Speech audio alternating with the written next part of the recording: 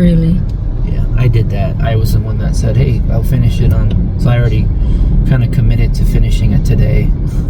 So why didn't you tell them that you have visitors? Hi guys, good morning, afternoon, evening, good midnight to all my friends near and far. Ito po si Marilyn, your friendly Filipina Carpintera here in America. When is this going to end? I've been on the road for forever already. It's like, okay. Accident.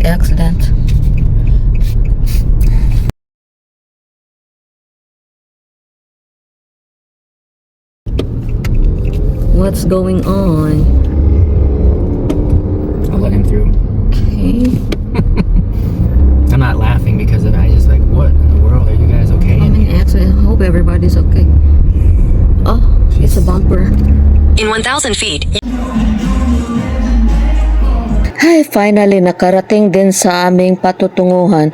I-meet namin yung friends namin na nagbakasyon dito galing California at ito po yung nadatna namin mga kabataan nagsasayaw. Parang graduation party ata nila ito. It reminds me of my younger years.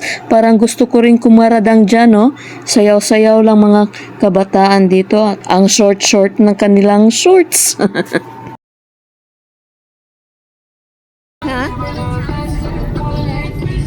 Probably, I don't know. I haven't been here before.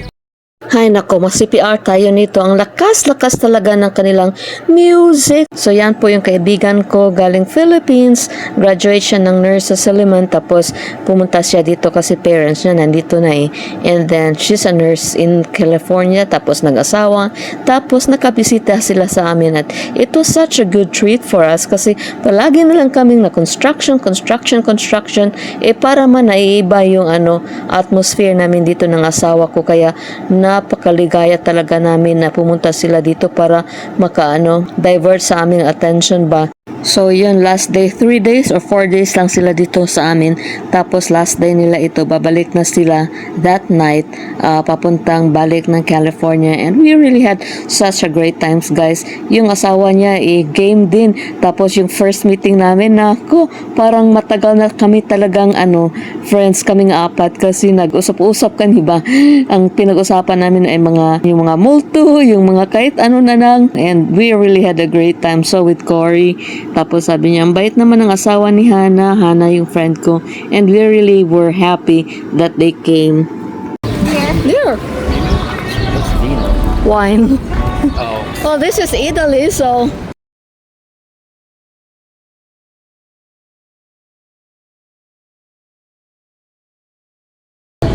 Like, can we just go for... yeah, just for dessert. Sure. Yeah. Oh my gosh, look at their food. Like a minimum,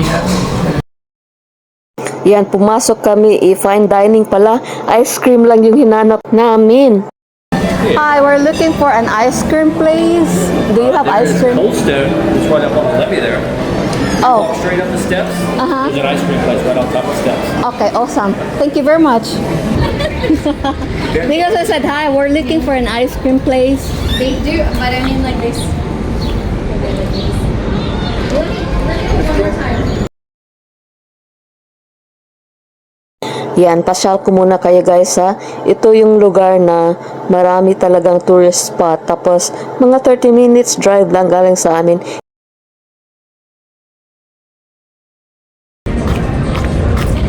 Oh, do you like to ride on a train? Choo-choo train. Nabe train nga all around this area, Rapod. Huh? Oh, okay. Eat, drink, put. What's I put? Probably this way. Oh, brothers.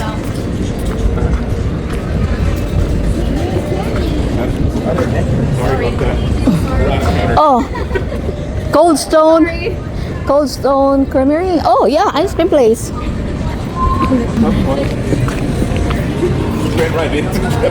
You can ride on this one going home to your hotel. Bump into you. What happened? She ran right into them. Going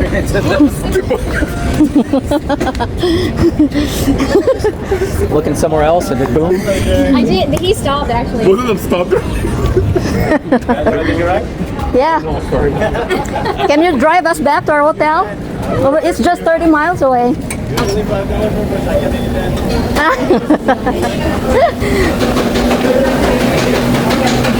Ay, wala dahil lingkuranan.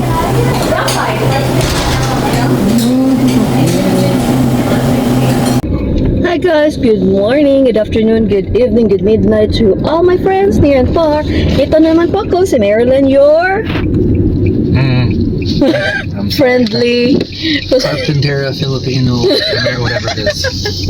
Guys, ito yung old camera ko kasi yung bagong camera ko wala ng baterya. Kaya itong ginagamit ko ay yung now you see it, now you don't na aking camera. But you know what guys, mas gusto ko ito. Parang feeling ko ba, hindi masyadong klaro yung mga ano ko, mga wrinkles ko ba.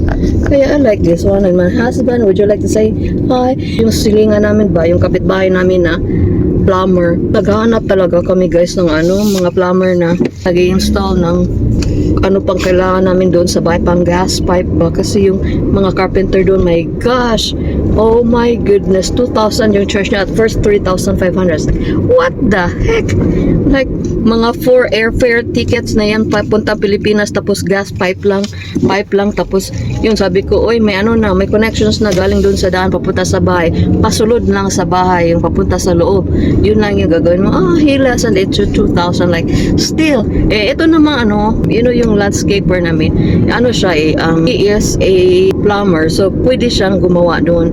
Sorry na, pasensya na doon sa construction uniform ng asawa ko kasi magtatrabaho kami doon sa bahay, but anyway.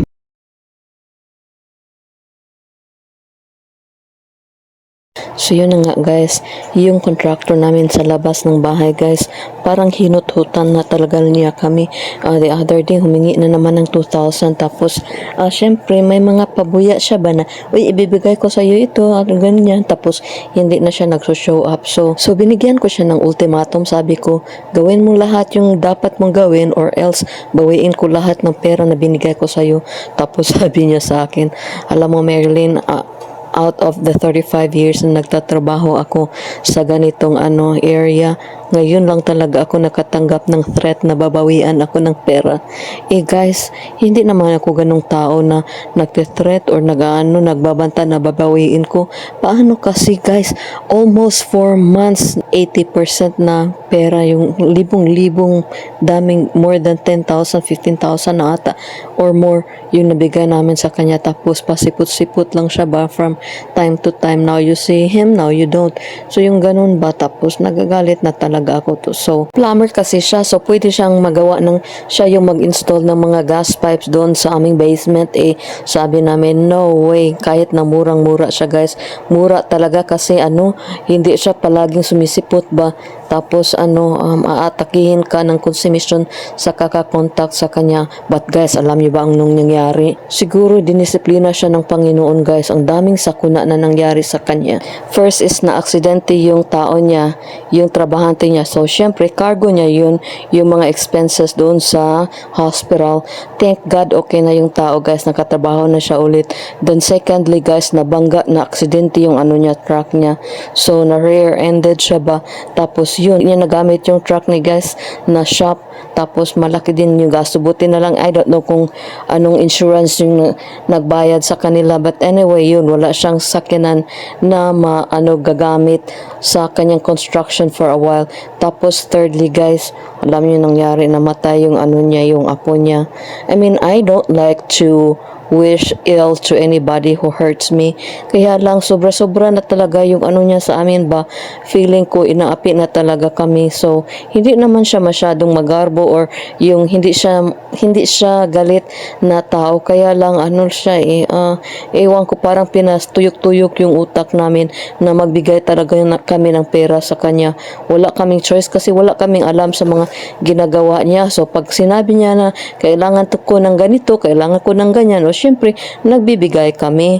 Tapos yun guys, another sakuna na naman, and I just really hope na ma-okay na siya at saka ma-realize niya na wag naman yung kung ano, akala siguro niya ang dami naming pera guys, wala na talaga kaming pera guys, nagkautang-utang na nga kami sa sa bank account ni Cory kasi naubos yung budget na inilaan ko para sa bahay na ito dahil sa kanyang mga demands ba na kailangan bilhin nito, bilhin niya, tapos hindi kasi siputin. Kaya ang sakit talaga ng kalooban. And I know God is watching. I just hope that he will learn his lesson and stop cheating with other people, because it's not good. After all, at the end of the day, mamamatay tayong lahat guys, and we give an account to what we did to other people. We give an account when the time comes na harap tayo sa Panginoon. Kaya ay, ewan ko na lang, papasa Diyos ko na lang itong lahat na ito.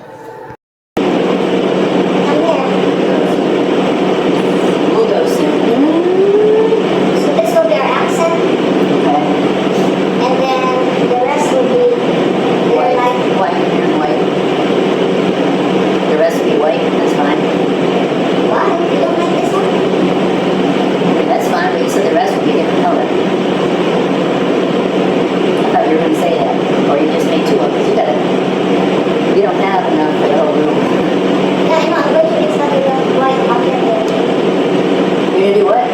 Mix that with the white bucket. You're not. Why not? Oh my gosh, what are you talking about? No, you're not, Marilyn. The white that I'm using? No. Okay, cool white. This will be darker. Accent color. Okay, The rest will be a little lighter. you can't keep mixing stuff. Definitely don't use us. I need that white paint. You know that. Oh my goodness, I need that white paint. Don't mix that. Yeah, I know that, but I want to finish everything here. I want to. You're gonna mix it in the 5 gallon? Don't do that. My goodness. No, don't even do that. Nako, napagalistan si Carpentera kasi yung original na paint na yan, parang feeling ko napaka-dark. Kaya hinalo ko yung pintal niya na pink. Pink, hindi, puti. Hinalo ko ng puti yung pintal. Tapos, nagalit siya. Sabi niya, you cannot do that. Wag mong i-mix yung mga pinta kasi pag hindi kasya yan sa buong kwarto, bibili tayo ng bago. Paano yan? Na-mix ka muna ng puti. Paano yan ma-match yung color pag bibili tayo ng bagong pinta. Kaya yun, nagalit siya. So, ito na. Bidu. Guys, excited na ako kasi it's getting there. Hallelujah, it's getting there. Amen. Guys, nag-measure na ako ng aking mga countertops kasi isa sa mga favorite na ginagawa ko doon sa aming mga renovations is pagbili ng mga countertops. Tapos ito, granite na pinakamura yet very quality yung aming i-install dyan. Kaya yan, lista na si Carpentera sa mga measurements kasi bibili na kami ng granite countertop. Woot. So yun guys, kahit na ang daming mga hassles, mga obstacles, mga kahit ano-ano pa, we thank God still kasi ang dami pa rin mga bagay na dapat ipasalamat sa Panginoon, and one of that is our strength. At saka kahit na nagkakandara pa na kami sa paglangoy dahil wala na talagang pera, nakakabili pa rin kami ng mga kailangan namin gamitin. So thank you Lord. Exciting. Nandito na kami. Bibili na kami ng granite para sa aming kitchen countertop. Wow, these are so pretty. I think that is quartz, right? I don't know. Granites are here. I do not know the difference. Yeah, those are quartz. Ganda guys. Let's see kung makambarato tayo. Granite of America. Hello, how are you? I'm good. Good. I'm glad you brought some dimensions. Yeah, this is just like rough measurement. Cool.